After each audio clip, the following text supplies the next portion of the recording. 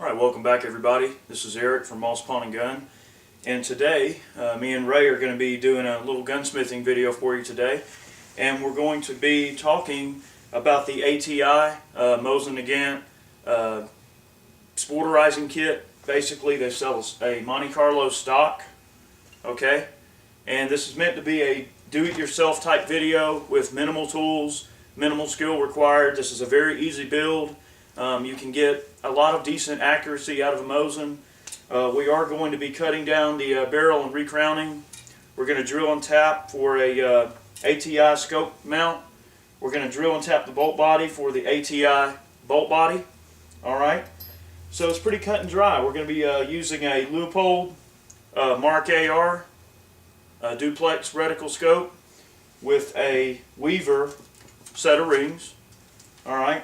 And then we're going to finish up with some cool Duracoat. And the whole point of this video is basically just for us to kind of showcase what goes into a typical build, and we want to show how easy it is to get you a good working Mosin sporter using the ATI furniture. So we're going to try to make this as quick and entertaining as possible, hopefully informative as well. So let's get started, and when we're done, hopefully we'll have us a nice evil looking Mosin. We're going to start by removing the front sight base so we can get our stock bands off. We are going to be shortening the barrel.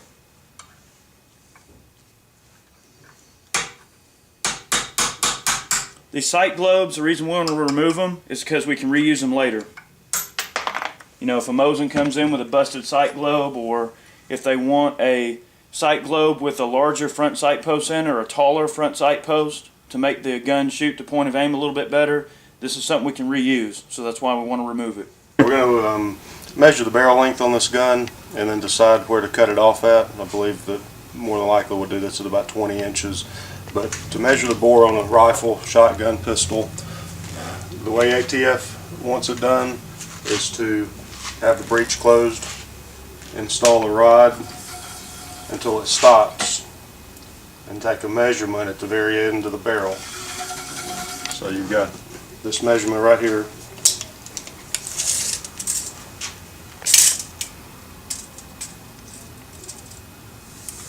At this point, the barrel is about 28 3/4 of an inch long. Now we're going to mark the rod at our 20-inch mark. All right, at 28 3/4.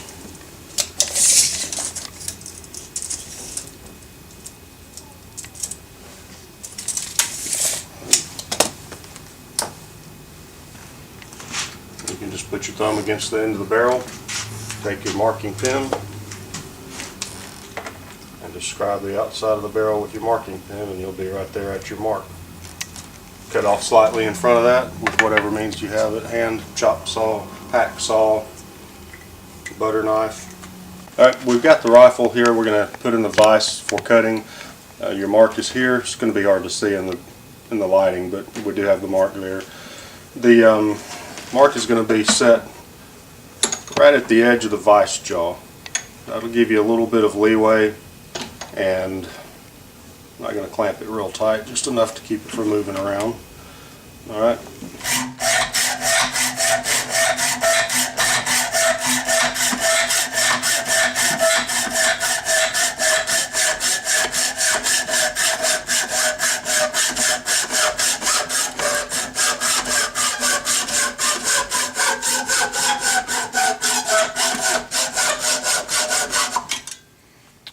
Alright. Every part of a Mosin gets saved and used. This cut-off barrel section is going to serve as a tool for fitting the bayonets. What you can do is grind this base off, and then you can use this as a mandrel for pounding down inside the bayonet to fit it. So keep these if you cut one off, because they wear out. Alright, you can see that Ray's cut was relatively nice and square. Of course, the crowning tools are going to correct the rest of the ugliness. It's a little rough right now. One thing I want you to notice about the location of our new crown is that, well, it's not a crown yet. We're going to make it a crown when we run the tools in it. But you notice the location of the hole and how it's not bored on a true center of axis of the center of the bore. Some of them are worse than others. This one's not so bad, but you can tell if you look very close that the bore is slightly off center from the stock. That is normal for Russian rifles. Don't worry, the gun will still shoot okay. We're going to do a little bit of squaring up on the muzzle. Of course, always wear your safety goggles when you're working with metal. You don't want a metal shaving getting in your eye. That's not a good day. Absolutely not good.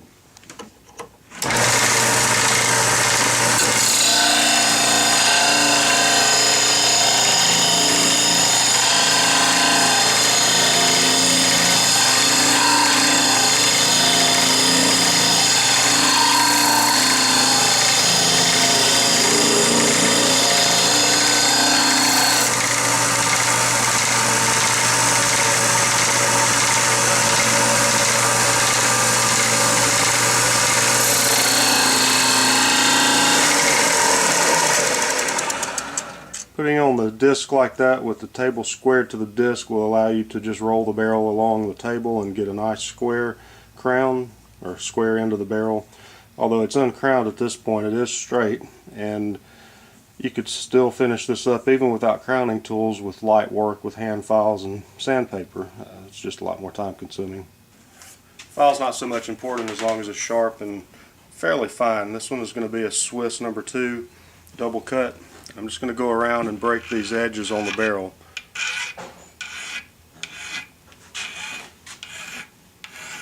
You can continue with this until you get to the desired amount of radius that you want.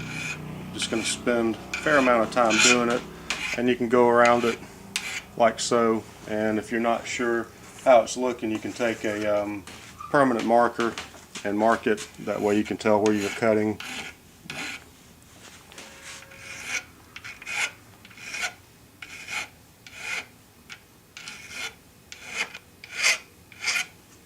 That breaks up that sharp edge there, and again, like I said, continue on with it until you get the desired radius. Another thing you can do, if you have a Dremel tool, you can take the little rubberized bullet points that they make for these, and with one large enough or a new one, you can actually sit it in here in the barrel like so and spin it with your Dremel tool real fine and real easy. Let the actual Kratex wheel do the work for you, and that'll clean up the muzzle very well. It doesn't take a lot because you really don't want to do a deep cut on it.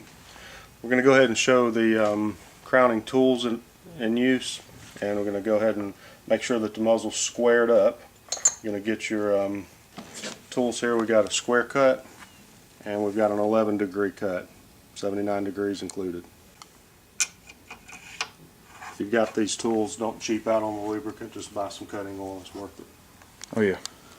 Alright, with this particular tool, I've got a little mandrel on it where you can put it on your power drill.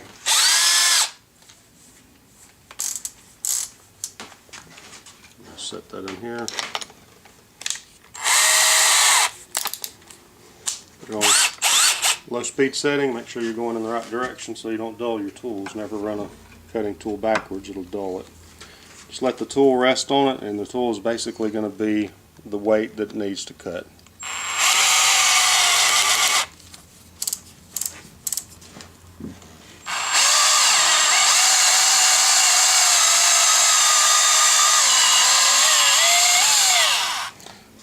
And that's it. All you did was square that off with the first tool. It was already pretty square from the sanding disc.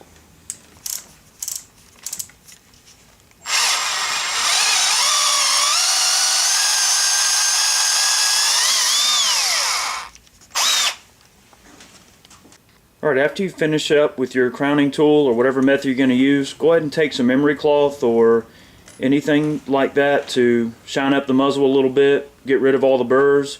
You can take a piece of brass stock with a little bit of polishing compound to draw out the burrs with a drill motor if you have to. What Ray has here is a radius cutter, and what it's going to do is it's going to cut a radius on the outside edge of the barrel so it's consistent and it looks nice.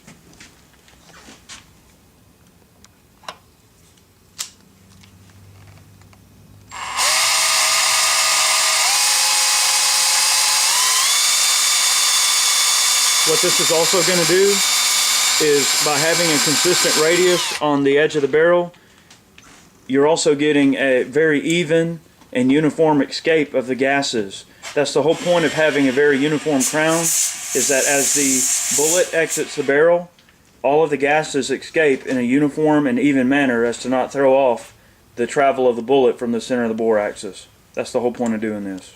All right. The stocks come from ATI with the, they're ready to go. You can drop the action into them and all, but in some cases there's going to be some mold marks that you might want to take off with a little light sandpaper. This will be a little edgy on the cheek, so just take that and come along here like so. You can even use a sharp knife, an X-Acto if you wanted, or a Dremel Moto with a sanding drum on it, or just plain old, hand sandpaper like so. Yep. And just break up that sharp edge so it doesn't cut your cheek. Yeah, that's about the only issue I've ever seen with the ATI stocks. Other than that, they tend to be pretty nice. Yep. But you're going to get that with any injection molded polymer item. You're going to get over mold marks. That's just part of it. Yeah, and that right there will... yeah, that's all it took. Just a few minutes worth of work like that, and it really makes that stock all that much better. Absolutely. Alright, for this particular build, we are going to follow ATI's recommended instruction pattern on how to accommodate all of these tasks. Of course, you see the parts kit is going to consist of your scope mount, the bolt body and screw. It's going to come with a washer for spacing. It's going to come with your tap, 2 drill bits, and then a couple of screws for the mount. That's what the kit is going to consist of. This is our bolt body. We're going to go ahead and, per the instructions, we're going to cut the bolt body off and leave a certain amount of space, whatever the instructions call for, right there. About 3/16 of an inch. 3/16 of an inch. Alright, so we're going to go ahead and get this cut down now. Alright, we're going to chop this bolt handle off a little bit farther than it already is. So happened we had one in stock. We do it up for the Mosin stuff.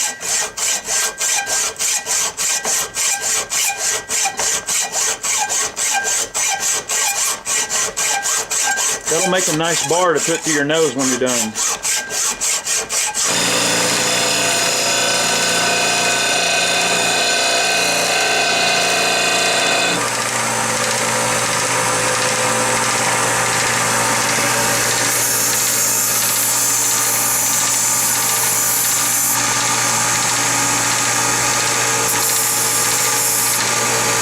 Handle cut down to where it should be.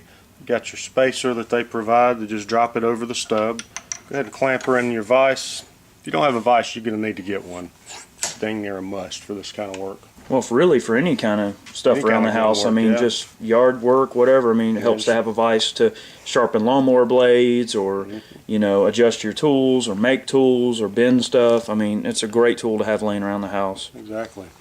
All right, the bolt handle put down on there just nice and clean and flush, no gaps, real nice fit there, and no real wobble. Once you get that screw set in there, it's going to be awesome. Let me get a transfer punch and mark this thing. All right, we've got the larger of the 2 bits that they include in their package. Use this one to spot drill. You're not going to drill through. You're just going to basically start a nice divot for the smaller bit to center on. All right, and put that in your drill.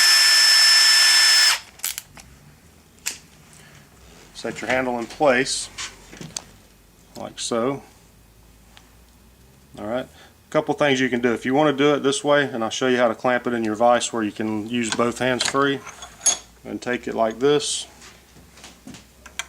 Open your vise up. Make sure the handle's where you want it to be. Clamp her down. Double check everything, make sure you got it where you want it. Clamp her down good, and then go ahead and spot drill lightly.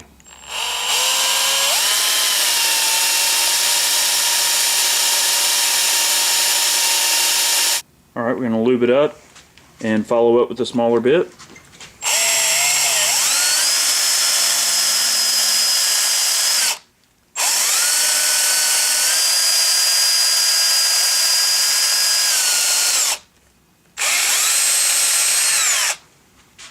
Alright, one thing in this process that we want to note is that ATI does not supply a handle for your tap, so that's something you're going to need to have laying around, or go pick one up at Harbor Freight or wherever.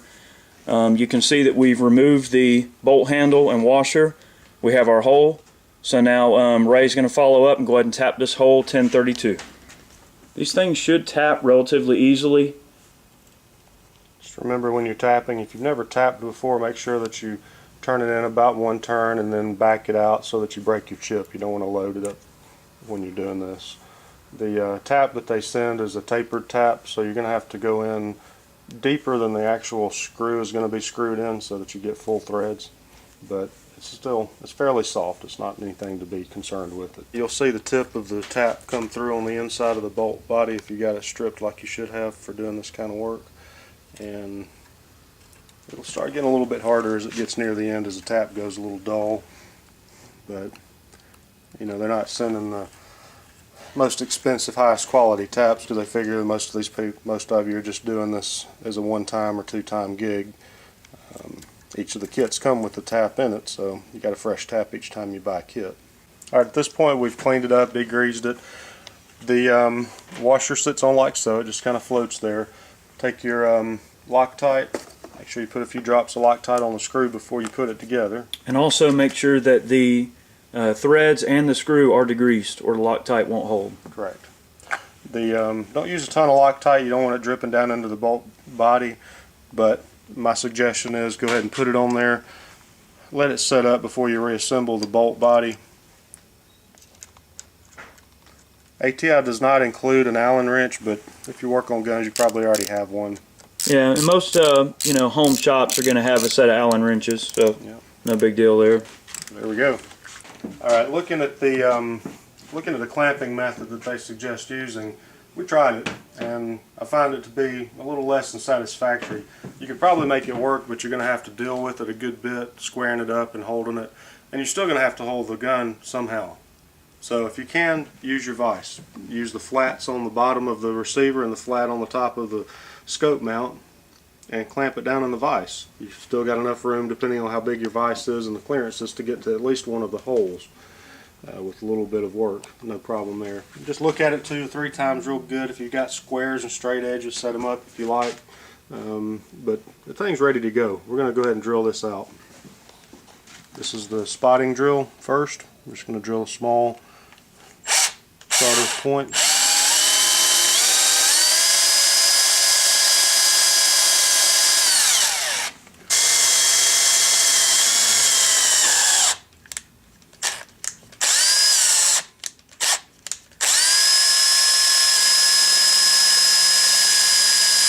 At the end of the drill cut, where it comes through the inside, there's going to be a step right where the barrel screws in.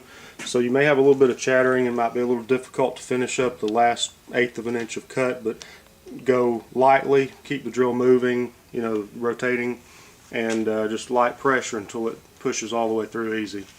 Alright, again we have a 1032 tap.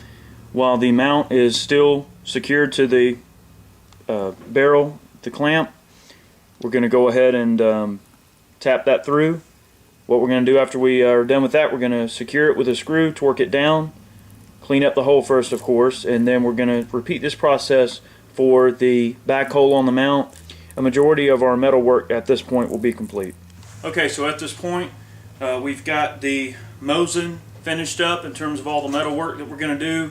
We shortened the barrel and recrowned it, drilled and tapped for our scope mount. We got our bent bolt handle put on the bolt body from ATI. Of course, this is a complete ATI kit.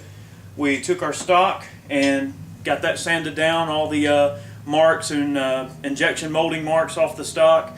So at this point, really all that's left to do is we're going to go ahead and reassemble, and I'm going to tape off a few areas on the scope, and we're going to put a custom Duracoat job on it.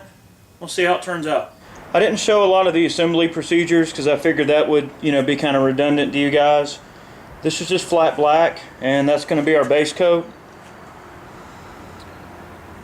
Flat black, I mean, it's very, very flat. I know it's hard to tell on the camera, but absolutely no light transmission there. We're going to follow up with a couple of really evil looking colors, and I'm going to do kind of a hand camo. You guys will like it. I'm going to add a couple of more colors on top with a few foliage patterns. What we're going for here is a woods gun. This process is very difficult to film, so bear with me. I'm going to try my best to show you a few different camera angles of this process.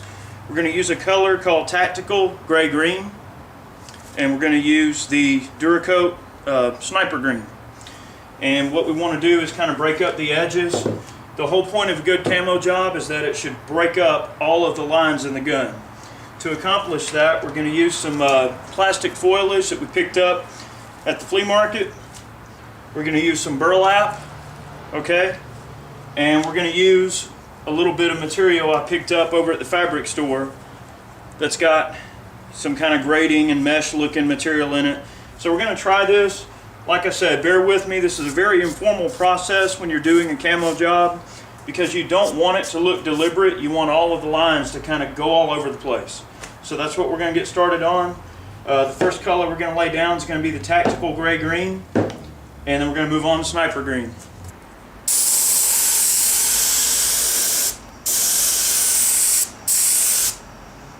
And of course, these patterns are going to be very difficult to see, but really that's the point. It's not supposed to look uniform. It's supposed to kind of break up.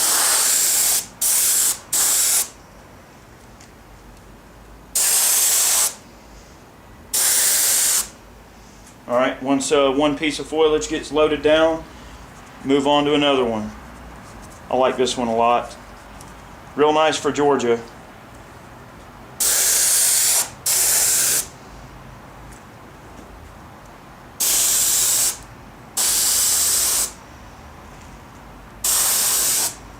Alright, here's a look at the initial progress on the stock once we've laid down a few of our foliage templates that we got from the store, you know. And you can see that the gray-green lays down pretty nice. It's not a real sharp contrast, but really that's, you know, you want a soft edge so it breaks up everything nicely. Here's a look at the forend. Not too bad considering what I used to do this. We're going to lay some Sniper Green on top. Alright, so here's our finished Mosin build. This took me a couple of days to get all the footage together to finish this video up. I have not had a chance to get out to the range with it yet and shoot a few groups, but we will. That's a 3-color camo with a flat black base coat, and then we have a Tactical Gray Green secondary color with some foliage, and then we have a little bit of burlap and other foliage added on with the Duracoat Sniper Green color. We've got an ATI polymer stock, ATI bent bolt handle, the ATI mount installed with a Leupold AR tactical scope. Hopefully this will be a nice little shooter. Of course, in the video we shortened the barrel and recrowned 11 degree down to, I think we shortened it to 20 inches. So very cool little rig, and stay tuned for details. You guys will have a chance to own this gun. Of course, if it's legal in your area and everything like that. I mean, all federal and state laws apply. You know, void where prohibited, but you will have a chance to own this rifle in the future.